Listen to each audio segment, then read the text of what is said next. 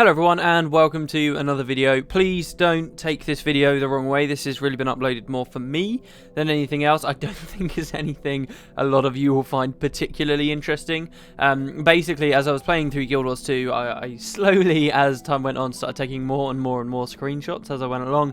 And quite early on I realised, you know what would be really cool? If I kept taking screenshots, I kept doing them, and eventually I could throw them all together and then just bundle them all together and put them in some form of video. But it's more a video for myself rather than anything that will fascinate or interest any of you guys. This is just the kind of thing I suppose I'd be using on the YouTube channel, regardless of whether I was doing other stuff on there anyway. A lot of this is just going to be music. It's going to be for me looking back on and saying, oh yeah, I remember that. That was quite cool. So if you want, this is kind of my journey from when I first picked up Guild Wars 2 all the way through till I got 100% map completion and eventually the end of the final story mode dungeon. Really, I've kind of seen everything, and a lot of what is in the game is encapsulated through these screenshots. All the stuff that I kind of walked around a corner and saw, oh, this looks really good, so I took a screenshot, or something cool happened, so I took a screenshot. It's all kind of there. The only stuff that's really missing is a lot of the explorable mode paths of the dungeons, which will get their full videos anyway after a while. So yeah, this is kind of it. It ends on quite a nice image, I think, which is a memorial right at the end of the game. There will be spoilers here, by the way. There are images from the very, very end of the game, so that's another thing. Don't watch this through the end if you really aren't prepared to be spoiled by stuff, if you haven't got that far yourself. But it kind of ends on what I thought was quite a good screenshot to finally finish everything on. It by no means I only just finished the personal story today. I finished it a while ago. I've just been waiting to upload these for a bit. So, yeah, anyway, this is kind of for my review. Maybe in a year or so I can look back. I'm already looking at stuff like this and seeing certain situations going on in the game that just look hilarious. Like one of those earlier screenshots is me in Queensdale just after I've loaded out of the tutorial instance, and there's just hundreds of people in that tiny house with all of the little camera symbols above them. Really cool. So it'll be nice to reflect back on. There's already footage and stuff out there of early press beta stuff, or you know, the Gamescom stuff. Who remembers ages ago on the first Gamescom demo, this was a massive thing, but the whole potion system that used to be in the game, it's really surreal looking at that footage these days and seeing like the little blue potion button and a proper energy bar there in Guild Wars 2. Really, really weird stuff to look at, and I kind of want to be able to get that same experience looking through this after a while, which should be fun, and it'll be a bit more personal to me because this is my character. You'll notice it's not all on my Elementalist. Some of it is the Mesmer that I originally created that I got a little bit bored of. That is still there. I've not given up on Mesmer, by the way. That's probably going to be the next character I end up leveling through on. But yeah, it just kind of just shows a lot of stuff that happened to me as I was playing through. There's a lot of screenshots on there as well that I took during videos, so you see like another perspective of it and stuff if you've seen the video itself, so kind of funny. But yeah, so enjoy, I guess, if you want to watch it, but I totally appreciate it. If you don't, just know that this is more a video for me and not anything else. So I'll see you guys next time. We've already put up 2 videos today. There might not be another one, but yeah. So I'll see you then. I suppose I will try and bumble through the entire thing with commentary, I guess. Really, the images are moving a little bit too fast to really stop and muse on each individual one, though I'm sure there's a reasonable story behind each one. The thing is, there's like 777 screenshots on this video that have all been sped up reasonably quickly, so we're in the Ascalon Catacombs there. And it would just be very hard for me to stop and say, oh, so this is why I took this screenshot here, here, and here. I mean, half of these I might not even remember. You'll notice there's a lot of duplicate screenshots around there. I'm not very good at it, in case you haven't noticed already. A lot of the times as I was playing, I kind of hit print screen. I was like, yeah, that looks good. Especially in Vista. Oh man, I got to a stage halfway through, I think, where I just started loving pressing print screen whenever I found a nice new Vista. And as the camera zoomed out, I was like, this looks really good. And then I'd want to hit the button again because but I wanted to hit it kind of prematurely because obviously the screen was going to start flashing white soon, and you never quite know when that's coming. So I'd end up with like 2 screenshots that are very similar of the same place, just the camera's very slightly moved. But yeah, some of these were just brilliant. There's a jumping puzzle that I still haven't filmed a video of, but I can't wait to show you later on, where we're going over Fireheart Rise. That's a really, really fun one. It's quite funny, really, because you get used to Guild... There's my first ever view of the Claw of Jormag, just from the side there. You get used to a lot of what you think Guild Wars 2 has to offer you in way of its assets and its art and stuff. But every now and then you're just shocked, and I especially like a lot of the char areas, because some of those, particularly in the Blaze Ridge Steppes, this was one of the earlier places they developed for the game, and you can see they do some very interesting stuff there. Steel Eye Span, right, really isn't, in terms terms of its placement in the world and the stuff that actually happens there, isn't a significant place at all in the game, really. But all the assets and stuff you find around there are unique, and you won't find them anywhere else. There's a screenshot from a little while ago that you might have seen where I'm looking down this really deep tunnel, and there's stuff like that that when you get it, you just think, wow, this is so cool. I haven't really seen anything like this. Here's a lot in the Shiver Peaks. I do love the Shiver Peaks. I went into Guild Wars 2 thinking, they're mountains. I mean, come on, let's be honest. They're mountains. It's snow, it's rocks, it's high peaks. How interesting can it really be? And to tell you the truth, a bit outside of Guild Wars 2 as well, I kind of thought the same thing when I got into Skyrim, but both games surprised me when I went into them, just how different a lot of the areas can be. I mean, look at these dredge areas here. They look totally different to places like Southern Lornar's Pass or a lot of areas in Timberline Fells.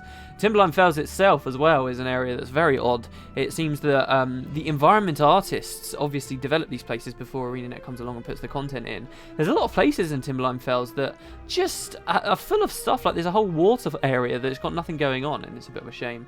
There was another screenshot just then. I'm kind of talking with a serious delay here, but there's another screenshot that you might have seen in Cordicus's Manor. This big like floating head. That's a really cool one because they're actually individual floating pieces of rock, but if you look at them from a certain angle, you see the face that comes through, and I love that. That kind of blew my mind a little bit. I was like, oh, it looks so good. So kind of we're on a bit of a dungeon kick here. This was a night where a bunch of us in the guild went through and did, I think it was 3, maybe 4. No, yeah, 3 sounds more reasonable. Dungeons in a row, just bang, bang, bang, bang, bang. Sorrow's Embrace took ages, but here's the Iron Forgeman himself.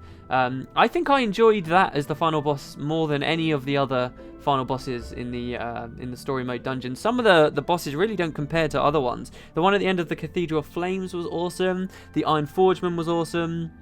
Cinematically, the end of Arar was awesome, but obviously there's no real mechanics to speak of for that fight, and it's clearly unfinished as I say this, which is a terrible, terrible shame. But then there's certain other bosses at the end of the dungeons, and they just seem a little bit uninspired. And honestly, even the Catacombs, I'd agree with that. Anyway, here's a proper fight with the Claw of Jormag. First time I saw him, I was too low level, and we didn't really get very far. Plus, no one was around. That was so early in the game's lifespan, no one was really there. A lot of those places were empty. It was a very weird experience in places like Fireheart Rise and Frostgorge Sound in those earlier days. There were people around, obviously, but not that many. This is, of course, Frostgorge Sound.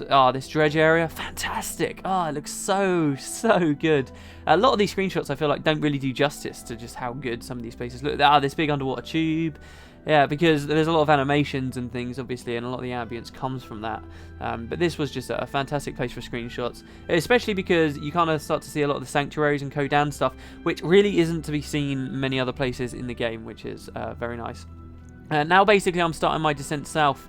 The way I worked as I went through the game was I did all the starter areas and the level 15 areas. And then I went to the char places starting at Ebonhawk, and I went north. I just did all the char areas, one after the other, after the other, after the other, into Frostgorge Sound. And then I decided I'd start working south. So I went Bloodtide Coast, Lornar's Pass, Sparkfly Fen, Timberline Fells, and so on. And here you'll just slowly see me going south and south and south. This is Timberline Fells right now. Lots of cool places. Where are we now? Oh, this is Sparkfly Fen. That's a cool place as well, actually. There's some cool dungeons and ruins and places up there that have got a fair bit of detail in them that you wouldn't expect. That boat has got so many people out that I know that didn't know that existed in the game. And that's a perfect example, I think, of something I was ranting about in a recent video, where I was talking about the fact that when you're in a cutscene, it kind of diminishes how awesome something is. You see that boat, if you do the personal story, you see that boat come out of the water in a cutscene, and it's a bit meh. And the reaction is just, oh, okay, the boat's there, and then you continue to play. But everyone without fail that is swimming around there in Sparkfly Fen, and then the ship comes out in front of them, it blows their heads off. And I love that, and I think that's such a good example. Here we are in Mount Maelstrom. Unfortunately, all of a sudden, Mount Maelstrom's probably one of my favourite places in Guild Wars 2. I love the vibes I get from it. A game I've wanted to let's play for a very long time is something called Azuric, Rise of Parathia.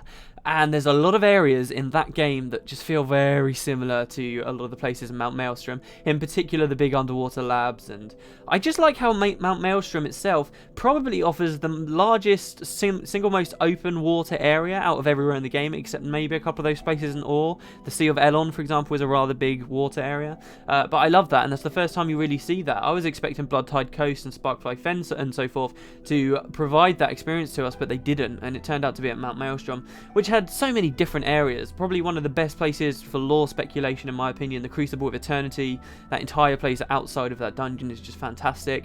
And then you've got the volcano itself, this huge underwater area. It's brilliant. Of course, then once we've done that, I made my long trek south, and we get to Fort Trinity, and probably my favourite, I think, for most people. Fort Trinity is really good. I like it for its architecture. The idea is it's a blend of what the 5 races have to offer, and it comes across unique in and of itself, which is brilliant. The Straits of Devastation in and of themselves are great for events. You saw some submarines there, but I think the main thing I liked about Fort Trinity was that airship, which is why you see so many screenshots of that straight away. Here's more Vista stuff. This is the Vizier's Tower. First time I got up there. These are all, a lot of this, by the way, it's my first experiences. When you see me with these videos, I've already done it. You know, I don't want to do too much stuff blind. I have been doing certain blind things, definitely, and a lot of the jumping puzzles that will be coming up are a lot of blind experiences, because I think in those situations they're better. But a lot of these screenshots you're seeing here, this is me hitting print screen because I'm thinking, these are the cool moments. These are the bits that make me think, oh, this is brilliant. Or just funny stuff happening. Like there's a displaced ghost that you'll see in one of these screenshots, or just weird dialogue that makes me laugh. This is, once I finally did everything, I went back at last and decided to 100% map all of the cities. The cities are a bit of a shame. There's a perfect example, by the way, of the vistas, as I was talking about. The cities are a bit of a shame, in my opinion, for map completion, because there's so much in them to absorb and enjoy that you can just go over your head if you're just running from point to point to point, and I find it so hard to resist running from point to point to point. So what I kind of ended up doing on this character was I spent a lot of time in Ratasum, forced myself to spend that time in Ratasum to enjoy everything that ArenaNet had put there, and everywhere else I kind of rushed, and I guess when I play those other races I'll spend more time. I already had spent a lot of time in Divinity's Reach as it was from the betas, so that was okay. But now we're in Ore. You just saw a bit of the Lissa event. That's probably my favourite God Chain event. I love the way that you need to have all 3 seals captured and you need to leave your forces behind. And if there is a big enough Zerg, you will see tons and tons of people just charging into the middle. That's a really good feeling. I love that. It's one of the more involved events. I think that the Balthazar chain obviously has got a lot more to talk about, obviously, as it's going forward. A bit of Order of Whispers stuff there. Which Order of Whispers, I just hope that with the orders they expand these things in the actual expansions as they come out, because at the moment it just feels like it was supposed to be such an important decision, but we just didn't get many quests to do with the order we're in. I'll talk a lot about this and show a lot of it off when I start the actual LP of Guild Wars 2. But yeah, so there were a few screenshots. Oh, this is me swimming around as a moa in Lion's Arch. Typical. I love that. I love how a lot of these tonics you use, you can bind a walk key, and you'll see that they have all the different animations for swimming and walking and all these various things. A lot of these screenshots as well are map completion screenshots. You'll see me getting my chest and then all the items I get. In fact, I was trying to take a screenshot of the first time I completed every map in the game, but I think I slipped up every now and then, which was a bit of a shame. More personal story stuff, just flicking through. There was that. This is the orb, one of the more interesting bits of the personal story, kind of these hints that maybe it's something to do with the deep sea dragon. A little bit in Abaddon's temple there, which I've discussed before, how I was a little bit disappointed with.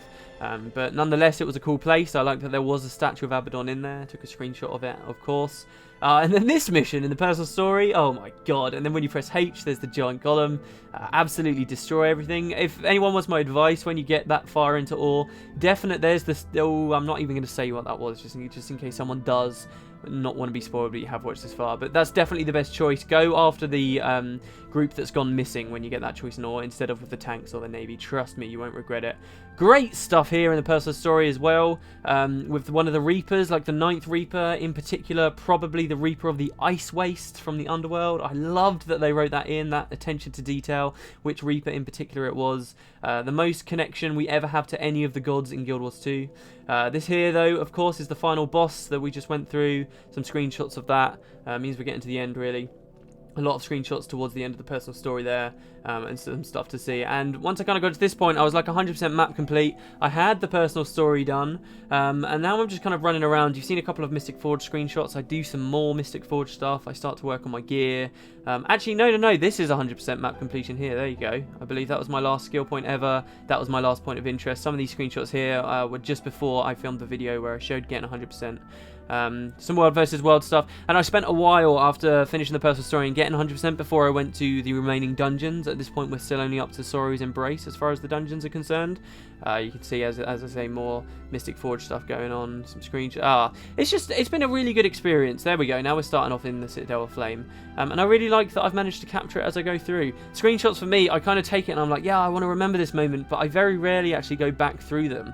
But it is quite powerful, I think. I mean, I've still got the Guild Wars 1 screenshots, and when I go through those as well from such a long time ago, it really is quite fun. You see old faces that you might not have seen for a very long time, and just situations that there's stories attached to all these things. Like there, that was me. I was downed, and as soon as I rezzed up, or as soon as I got defeated, sorry, all I could see was those candles and then Mike's face next to it, which is just brilliant. And now I've got that screenshot to remember it. I probably would have forgotten that unless I hadn't put this here and this. So I recommend anyone. I mean, screenshots have never really been something of my thing. I don't do them in many games, but man, it is a bug that you can catch, and I know that I'm going to really enjoy this in a couple of years looking back. As I say, more Mystic Forge stuff. There was a golem that came into World versus World, and he helped us bust down a gate with like 4 people. There's Vizier Kilbron. I loved that he was in the Arar dungeon. I absolutely loved that he was in that cutscene there. Brilliant. This is the dungeon. We're in big spoiler territory now. Fantastic. One thing that I've thought about the game, you see the airships and stuff quite often, but you never see them moving. But then in the final dungeon, you see them flying around constantly, which is a shame. It's like, well, if it's built into the engine, why haven't they done it elsewhere? But so much of this dungeon is in the air with tons of dragons flying at you. So cinematic. This is what I mean by the animations kind of don't really do it justice. There's the airship you were on that's crashing as you jump to a different one.